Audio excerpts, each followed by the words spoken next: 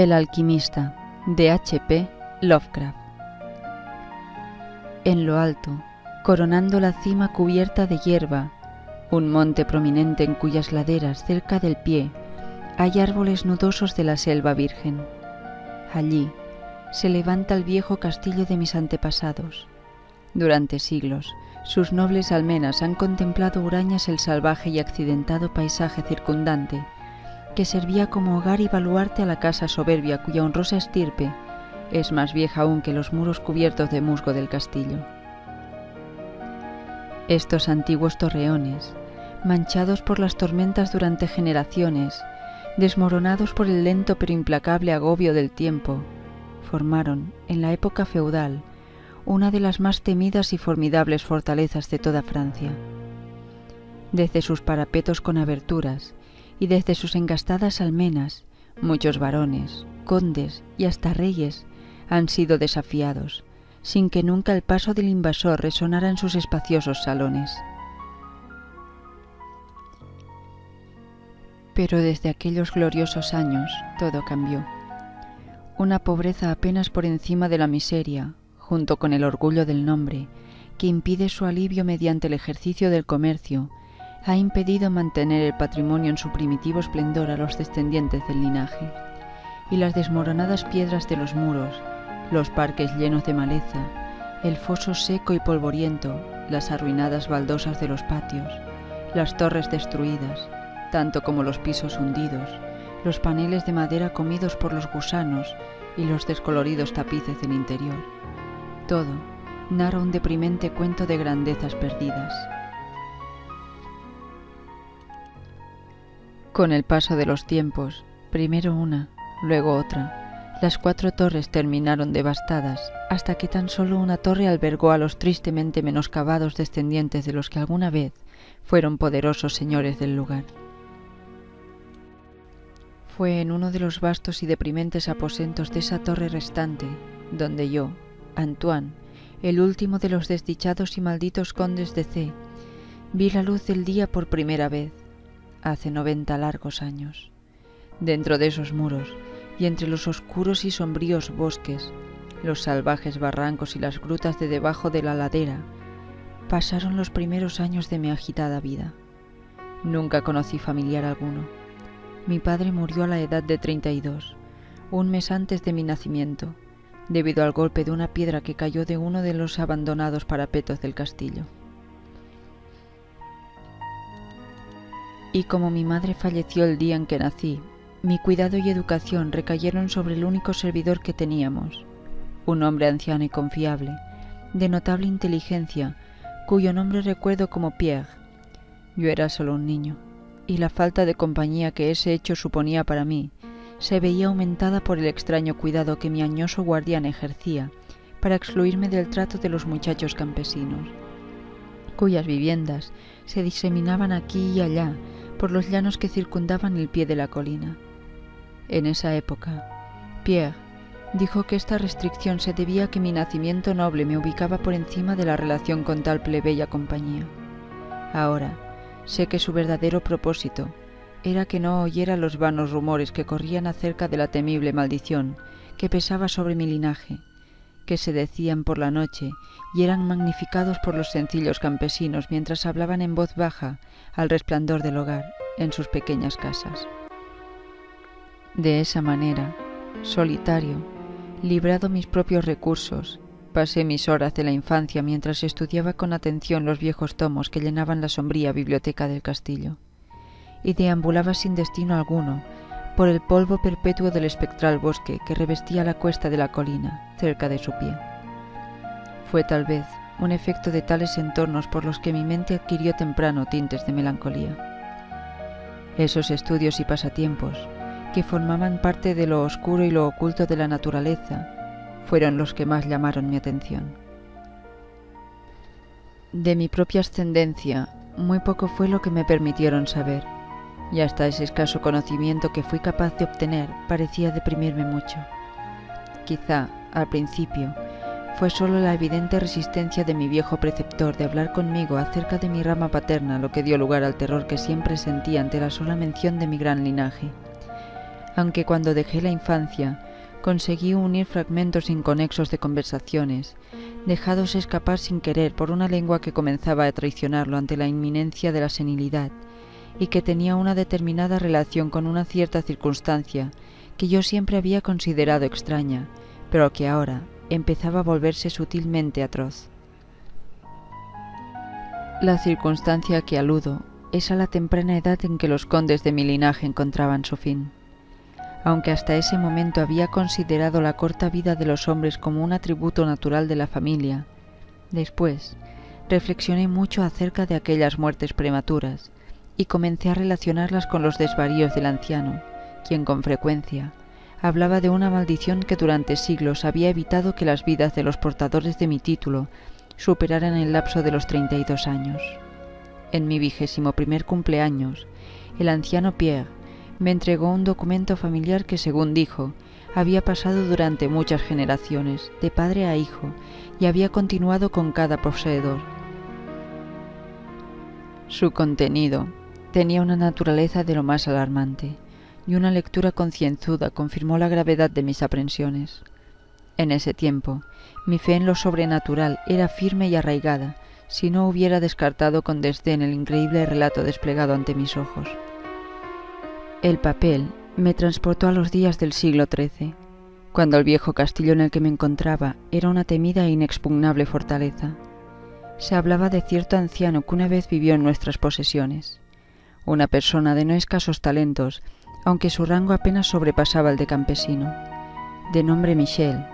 De ordinario lo llamaban por su nombre, que era Mouvet, el maligno, de acuerdo con su siniestra reputación. Había estudiado más allá de las costumbres de su clase e investigado cosas tales como la piedra filosofal y el elixir de la vida eterna, y tenía fama de sabio en los terribles secretos de la magia negra y la alquimia.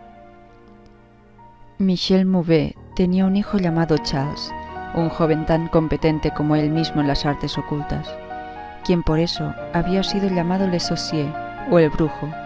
Este par, evitados por la gente honesta, eran sospechosos de las prácticas más odiosas. El viejo Michel era acusado de haber quemado viva a su esposa como un sacrificio al diablo, y solía señalarse la tímida puerta de estos dos por las incontables desapariciones de muchos hijos pequeños de campesinos. Pero a través de la oscura naturaleza del padre y del hijo pasaba un rayo redentor de humanidad.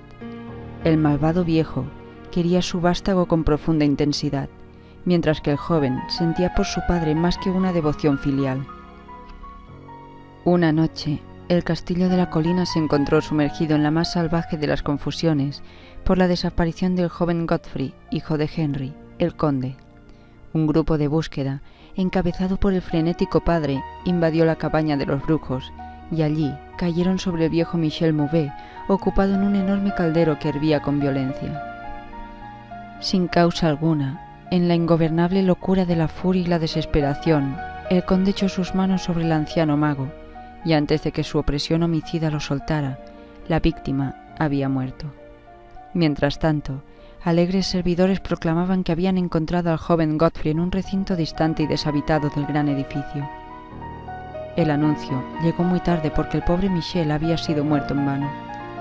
Mientras el conde y sus amigos se iban de la modesta vivienda del alquimista, la figura de Charles Le Sorcier apareció en medio de los árboles.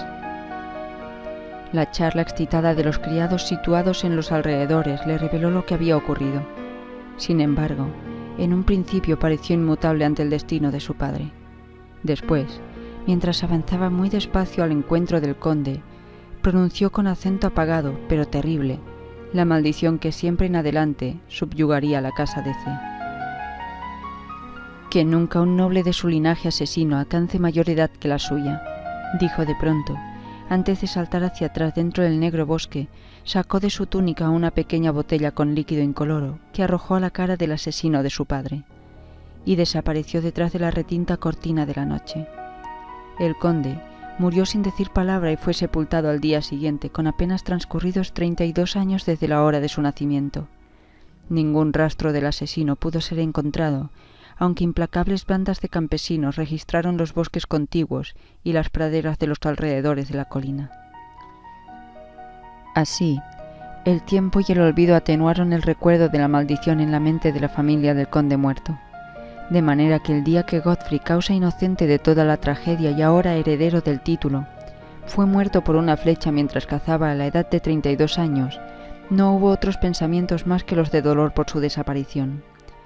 Pero cuando años después, el siguiente joven conde de nombre Robert fue encontrado muerto en un campo cercano y sin motivo aparente, los campesinos comenzaron a murmurar que su señor apenas superaba los 32 años al ser sorprendido por una muerte temprana.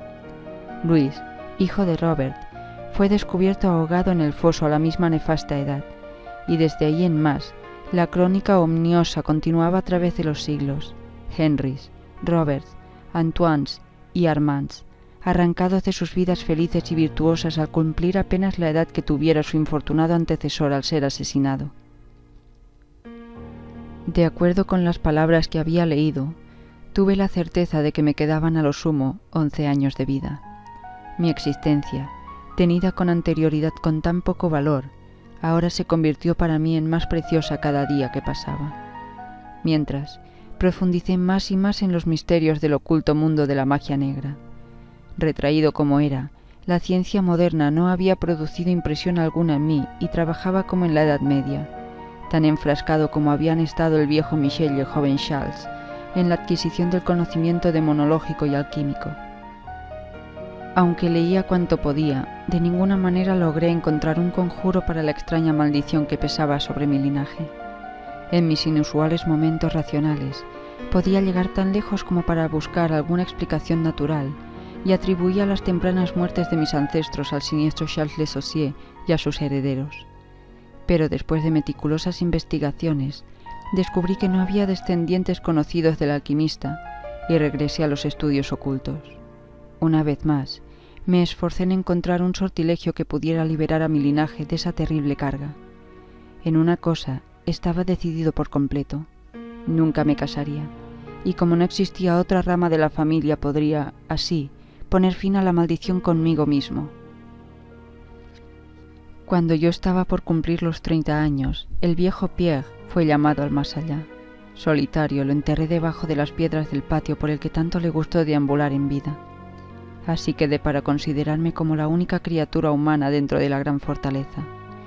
Y en esa soledad absoluta, mi mente comenzó a dejar su vana protesta contra la sentencia inminente, para casi reconciliarme con ese destino que tantos de mis antepasados habían encontrado. Ahora, pasaba mucho tiempo ocupado en la exploración de los ruinosos y abandonados vestíbulos y las torres del viejo castillo, que en mi temor juvenil había rehuido y algunos de los cuales, según me había dicho una vez el viejo Pierre, no habían sido pisados por el pie humano durante más de 4 siglos. Extraños e impresionantes eran muchos de los objetos que encontré. Mis ojos descubrieron el mobiliario cubierto por polvo de mucho tiempo, arruinado por la putrefacción de una larga humedad.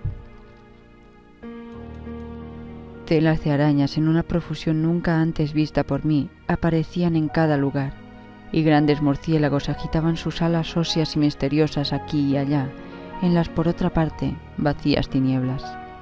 Registré mi edad exacta hasta los días y las horas con sumo cuidado, ya que cada movimiento del péndulo del enorme reloj de la biblioteca era un lamento de mi condenada existencia.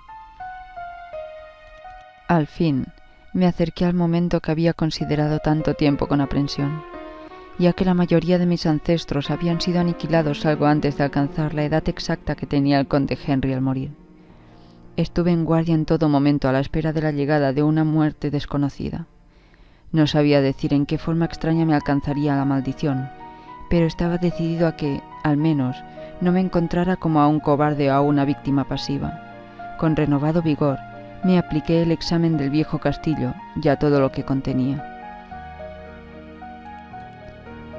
Estaba en una de mis excursiones más largas en la parte abandonada del castillo, a menos de una semana de la hora fatal en que sentía que iba a marcar el límite terminal de mi estancia en la tierra, más allá de la que no podría tener la más ligera esperanza de seguir respirando, cuando descubrí el evento más culminante de mi vida entera.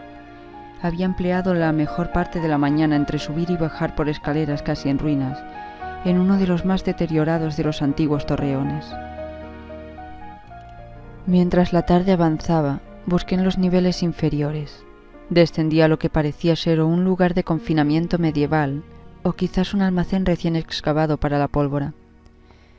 Mientras deambulaba con lentitud por los pasadizos con incrustaciones de nitro, al pie de la última escalera, el suelo se volvió muy húmedo y pronto vi, a la luz de mi trémula antorcha, que un muro sólido manchado por el agua me impedía continuar mi camino. En el momento en que giraba para volver sobre mis pasos, mis ojos se fijaron en una pequeña puerta trampa con anillo, justo debajo de mis pies. Después de una pausa, logré levantarla con dificultad para descubrir una negra abertura que exhalaba humaredas tóxicas que hicieron chisporrotear mi antorcha y descubrir, entre ese resplandor indeciso, la parte superior de un escalón de una escalera de piedra.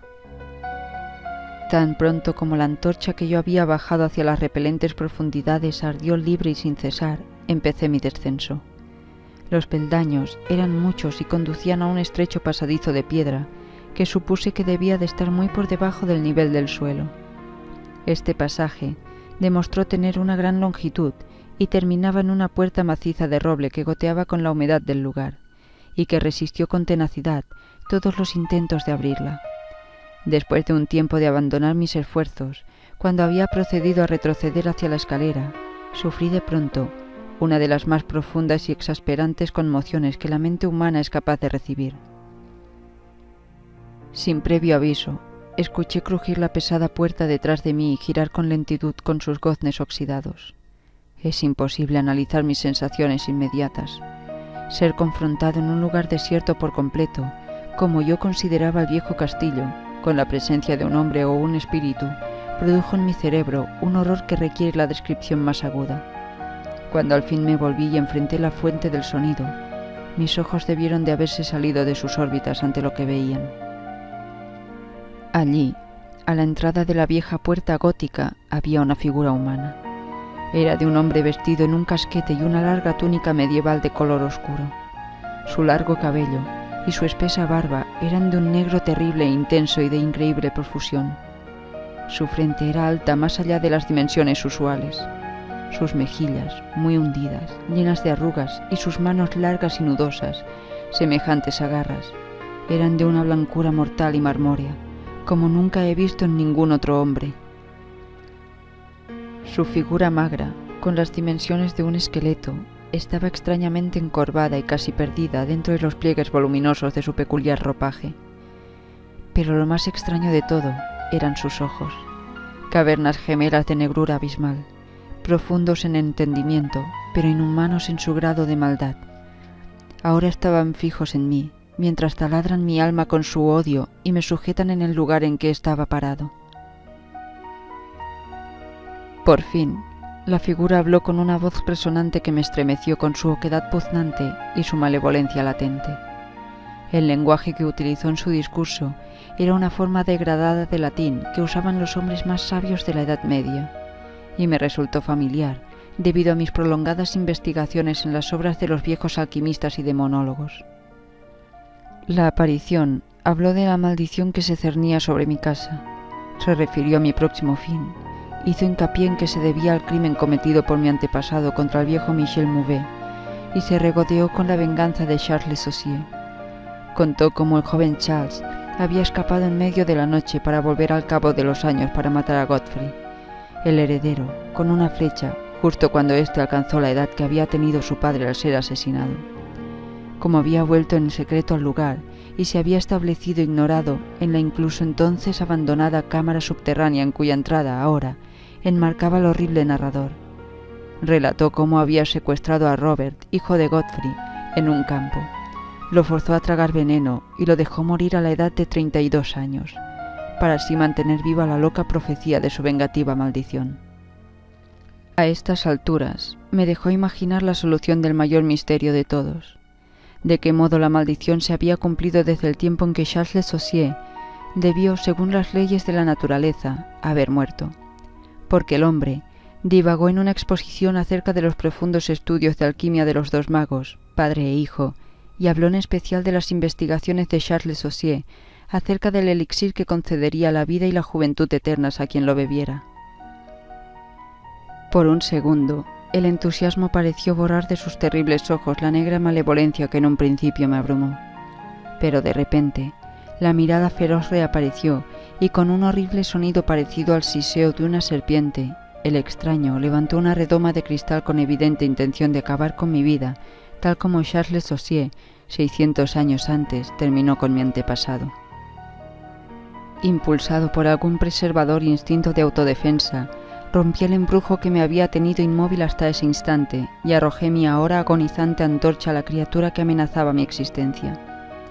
Escuché que la redoma se rompía contra las piedras del pasadizo, mientras la túnica del extraño ser se incendiaba y alumbraba la horrible escena con un fulgor espantoso.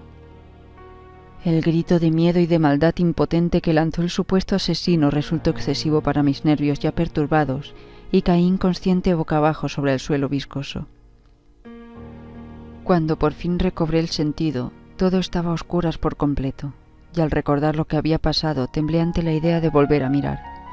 Pero la curiosidad terminó por imponerse. ¿Quién, me pregunté, era este malvado personaje y cómo había entrado en el castillo? ¿Por qué podía querer vengar la muerte de Michel Mauvais y cómo se había perpetuado la maldición a través de tantos siglos desde la época de Charles Saussier? El terror de años se levantó de mis hombros porque supe que a quien había derribado era la fuente de todo el peligro de la maldición.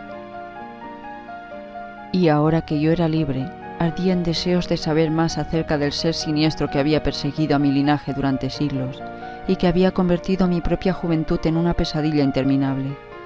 Dispuesto a continuar la investigación, hurgué en mis bolsillos para buscar el acero y el pedernal y encendí la antorcha de repuesto que tenía guardada. A continuación, la nueva luz reveló la forma retorcida y oscura del misterioso extraño. Los ojos horrorosos estaban ahora cerrados. Lleno de disgusto ante la visión, giré y entré en la cámara que había más allá de la puerta gótica. Aquí encontré lo que parecía ser el laboratorio de un alquimista. En una esquina había un inmenso montón de reluciente metal amarillo que resplandecía de modo magnífico a la luz de la antorcha. Puede haber sido oro, pero no me demoré en examinarlo porque estaba demasiado afectado por lo que había sufrido. En el extremo más lejano del recinto había una abertura que llevaba a uno de los muchos barrancos salvajes de la lóbrega ladera arbolada. Lleno de asombro, pero ahora conocedor de cómo el hombre había conseguido entrar en el castillo, regresé. Había pensado apartar la vista al pasar cerca de los restos del extraño, pero cuando me acerqué al cuerpo, creí oír que emitía un sonido débil, como si la vida no le hubiera abandonado todavía. Con espanto, me volví para examinar la figura carbonizada y encogida en el suelo. Entonces, de pronto los ojos horribles, más negros incluso que la cara chamuscada en que estaban, se abrieron con una expresión que no fui capaz de interpretar.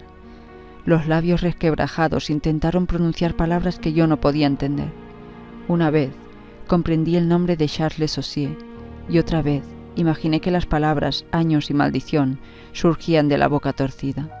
Todavía, a pesar de todo, no podía encontrar un sentido a su discurso entrecortado.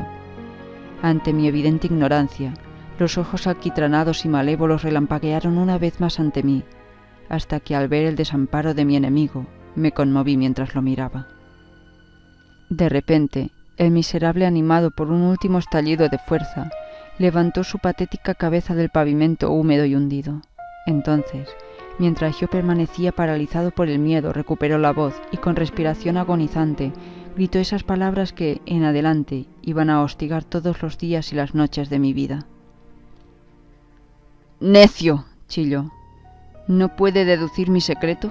¿No tiene bastante cerebro como para reconocer la voluntad que a través de 6 largos siglos cumplió la terrible maldición sobre esta casa? ¿No le he hablado del magnífico elixir de la vida eterna? ¿No comprende quién develó el secreto de la alquimia? Le digo que fui yo. Yo he vivido durante 600 años para eternizar mi venganza, porque yo soy Charles Saussier». Si te ha gustado el vídeo, dale a like, suscríbete para estar al tanto de las novedades del canal y compártelo para que más gente pueda disfrutar de estos vídeos. Tampoco te olvides de darle a la campanita para ser el primero en verlos.